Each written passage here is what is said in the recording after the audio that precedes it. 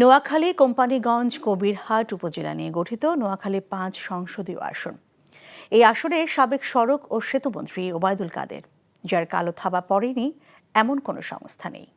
এলাকাবাসীর অভিযোগ, দেশের শীর্ষ পর্যায় থেকে শুরু করে তৃণমূল পর্যায়ে সর্বত্র চাঁদাবাজি, দখলদারিত্ব, হামলা ও দুঃশাসন চালিয়েছেন কাদের এবং তার ভাই।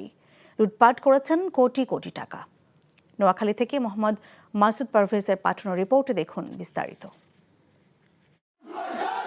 আওয়ামী লীগের সাধারণ সম্পাদক ও দলের সাবেক প্রভাবশালী মন্ত্রী ওবায়দুল কাদের শুধু কেন্দ্রীয় পর্যায়ে নয়, নিজের ইচ্ছে মতো চালিয়েছেন সংসদীয় আসন ও কোম্পানীগঞ্জ উপজেলাকেও, যার প্রভাবে প্রশাসনকে চোখ রাঙিয়ে শাসন করেছেন তারই ছোট ভাই বসুরহাট পৌর মেয়র আব্দুল কাদের মির্জাও।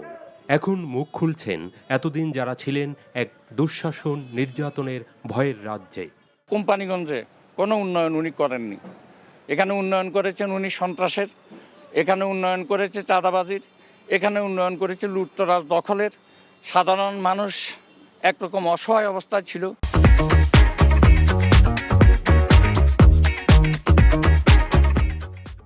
স্থানীয়দের অভিযোগ, নির্বাচনী হলফনামায় ওবায়দুল কাদের নির্দিষ্ট কিছু পরিমাণ সম্পত্তি দেখালেও কোটি কোটি টাকার অবৈধ সম্পত্তির মালিক কাদের ও তার পরিবার।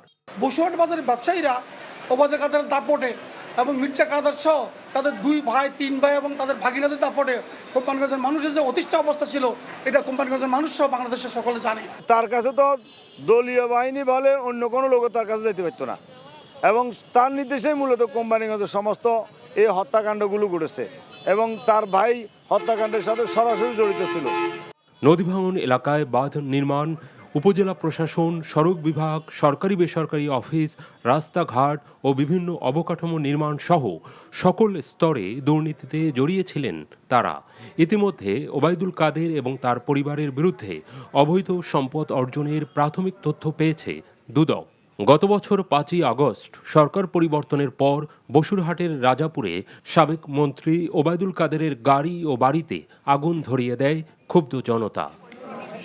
NTV news desk.